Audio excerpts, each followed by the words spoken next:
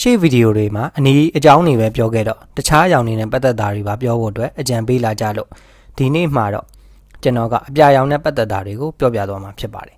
ဆိုတော့အပြာရောင်ကပါလဲသူ့အယောင်ကြီးပဲတည်တံ့တော့မဟုတ်ပါဘူးအပြာရောင်တွေကအများသောအားဖြင့်အနီရောင်ပြီးရင်အာနာရှိဆုံးဒုတိယအကောင်းဆောင်အနေနဲ့ရှိကြတာများပါတယ်တချို့ကားတွေမှာတော့အနက်ရောင်ကပို့ပြီးတော့အာနာရှိပါတယ်ထားပါတော့အပြာတွေကအများသောအားဖြင့်တည်ငြိမ်တဲ့ဘက်ကိုသွားတာများပါတယ်အေးဆေးတယ်တည်ငြိမ်တယ် smart ဖြစ်တယ် info တွေစုဆောင်းတယ်အဲ့ဘက်သွားကြတဲ့ character တွေများပါတယ်ပြီးတော့အနီတွေတစ်ခုခုမှားယွင်းတဲ့အခါအကူအညီလိုအပ်တဲ့အခါမျိုးမှာဆိုရင်လည်းအားကိုးရဆုံးကအပြာရောင်ပဲဖြစ်ပါတယ်အနီနဲ့အပြာအတွဲညီညီဂျူကိုလှုပ်ရှားတာတွေရှိတယ်လို့တခါတလေအနီရဲ့ best rival အနေနဲ့တောင်အပြာကရှိနေတတ်ပါတယ်အဲ့ဒီထဲမှာမှကျွန်တော်ရဲ့အကြိုက်ဆုံး Power Ranger အပြာရောင်နဲ့ Super Sentai အပြာရောင်တွေကိုပြောပြသွားမှာဖြစ်ပါတယ် Super Sentai ကနေအရင်စလိုက်ပါမယ် Super Sentai အပြာရောင်အနေနဲ့ဆိုရင်တော့နံပါတ်5မှာရှိနေတာက Tomasu Hoji Dagger Blue ဖြစ်ပါတယ်သူ့ပုံစံကအေးဆေးတည်ငြိမ်ပြီးအထာကျပါတယ်စ조사ခြင်းစိတ်ကလည်းအပြည့်အဝရှိပြီးတော့လက်ဖြောက်စနိုက်ပါတအူးလည်းဖြစ်ပါတယ်အနီရောင်ဖြစ်တဲ့ဘန်းကိုကြည့်မရဘူးလို့ပါဇက်ကတတွတ်ပြောနေပေမဲ့လည်းတကယ်တမ်းမှာတော့ဂိူးဆိုင်တဲ့လူတစ်ယောက်လည်းဖြစ်ပါတယ်နံပါတ်4ကတော့ Meita Ishiro Bon Blue ဖြစ်ပါတယ်သူ့ပုံစံကလည်း info သမားပြီးအထာကျပြီးတော့တည်ငြိမ်တဲ့ထက်ပါပါတယ် strategy ကြလောက်တတ်တယ်လို့လှက်ကွက်လေးတွေလည်းရှိတဲ့သူတစ်ယောက်ပါသူလည်းပဲအနီရောင်ဖြစ်တဲ့ထာယာကိုဂိူးဆိုင်အားကိုးသူတစ်ယောက်ဖြစ်ပါတယ်နံပါတ်3ကတော့ Mogami Sota Boken Blue ဖြစ်ပါတယ်စပိုင်ဟောင်းတယောက်ဖြစ်သူပြီးအချက်လက်အသေးရှာဖွေရမှာလဲတဲတော်ရဲ့လို့ဖြစ်ပါတယ်အဖွဲကိုလည်းဂီယိုဆိုင်တဲ့လူဖြစ်ပြီးတော့စော်ဂျီဘဲတယောက်လည်းဖြစ်ပါတယ် Dark Shadow တွေကရှီဇူကာလေးကိုလည်းတော်တော်ပြီးတော့စတတ်တဲ့လူတူပါနံပါတ်2ကရမ်မာကတ်စတို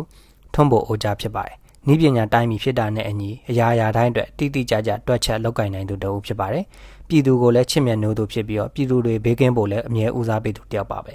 ပြည်သူတွေကလည်းသူ့ကိုချစ်ကြရှိုးသိကြတစ္ဆာရှိကြပါတယ်ဂီယာနဲ့လည်းတစ်ခါတလေမတက်ပေမဲ့လိုအပ်ရင်တော့အကူအညီပေးပြီးဂျူကိုဆွဲကြရလဲ share ပါပဲအထားလဲကြာအောင်နံပါတ်2ထဲမှာထားရခြင်းဖြစ်ပါတယ်နံပါတ်1ကျွန်တော်အကြိုက်ဆုံးစန်တိုင်းဘလူးကတော့ဟုတ်ပါတယ်ဂျိုဂီဘာကန်ဂိုကိုင်ဘလူးဖြစ်ပါတယ်သူ့ကိုလည်းတော်တော်များများသဘောကျကြမယ်ထင်ပါတယ်သူကလည်းပြောစရာမလိုအလားအောင်မိုက်ပါတယ်ဒါတိုင်းကျွမ်းနာရဲ့အေးဆက်ပေးမဲ့အဖွဲအသားတွေပေါ်ဂီယိုဆိုင်တတာတွေရဲ့လိုအပ်လာရင်ခေါင်းအေးထားပြီးဖြည့်ရှင်းနိုင်တာတွေရဲ့ကသူ့ကိုသဘောကျစေရဲ့အချက်တွေပါပဲ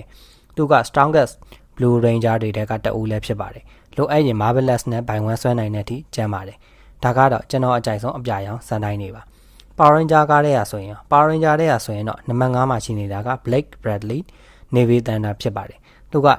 Thunder Academy ကသင်တန်းဆင်းထားပြီးတော့ရှက်ကျန်းတဲ့ထဲမှာပါပါတယ်လူဆိုးဖြစ်တုန်းကလည်း Hunter နဲ့အတူတူ Wind Ranger တွေကိုကြိတ်ခဲပြီးတော့လူကောင်းဖြစ်တဲ့အချိန်မှာလည်းအရန်ညံ့သွားတဲ့ထဲမပါခဲ့ပါဘူးဒါပြင် Tory လေးနဲ့လည်းချစ်ကြိုက်ခဲ့သေးပါတယ်နံပါတ်4က TJ Johnson Blue Space Ranger ဖြစ်ပါတယ်သူ့ကို Turbo Red Ranger ပုံစံထက် Blue Ranger ပုံစံကိုပို့ပြီးတော့ကြိုက်ပါတယ်သူနဲ့လည်းပိုလိုက်တယ်လို့မြင်မိပါတယ်ရခင်ကခေါင်းဆောင်ဖြစ်ဖူးခဲ့ဘူးကနေအညီ Andros ကိုလည်းလိုအပ်တယ်လို့လမ်းပြပြီးကူညီပေးပါတယ်နံပါတ်3ကတော့ Bailey Kristen Mighty Morphin Blue Ranger ဖြစ်ပါတယ်သူကတော့ Power Ranger အပြာတွေရဲ့ဖခင်ညီလိုပဲပြောရမှာပါ Combat Scale ဘိုင်းမှာတိတ်မကျွမ်းပေမဲ့ Technical ဘိုင်းမှာတော့ Genius တူဖြစ်ပါတယ်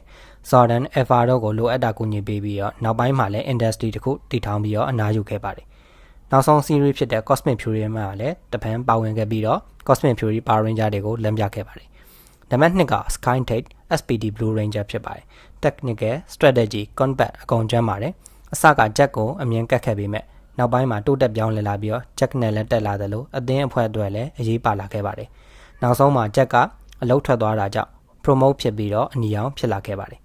နံပါတ်1ကျွန်တော်အကြိုက်ဆုံးကတော့ Tori Hansen Blue Wind Ranger ဖြစ်ပါတယ်တိတ်ကျန်းတဲ့ထဲတော့မပါပေမဲ့ Childhood Crush တူဖြစ်ခဲ့တာတကြောင် Water Power အသုံးပြုပြီးတော့တိုက်ခိုက်တာကိုသဘောကျတာကတကြောင်အသင်းအဖွဲ့တွေကိုထိန်းပေးနိုင်တာကတကြောင်အဲ့ဒါတွေကြောင့်အကြိုက်ဆုံးအပြာရောင်ဖြစ်ထားခြင်းဖြစ်ပါတယ် Super Sentai မှာရော Power Ranger မှာရောတခြားကောင်းတဲ့ကျန်းတဲ့အထားကျတဲ့အပြာတွေအများကြီးရှိပါတယ်ဒါကတော့ကျွန်တော်အကြိုက်ဆုံးတွေပဲရွေးပြောခဲ့တာလို့ကြံခဲ့တာတွေရှိရင်လည်းနားလည်ပေးကြပါလို့တခြားအကြောင်းတွေနဲ့ပတ်သက်တာတွေလည်းပြောပြပေးသွားမှာဖြစ်လို့ channel လေးကိုလည်းစောင့်ကြည့်ပေးကြပါဦးနော်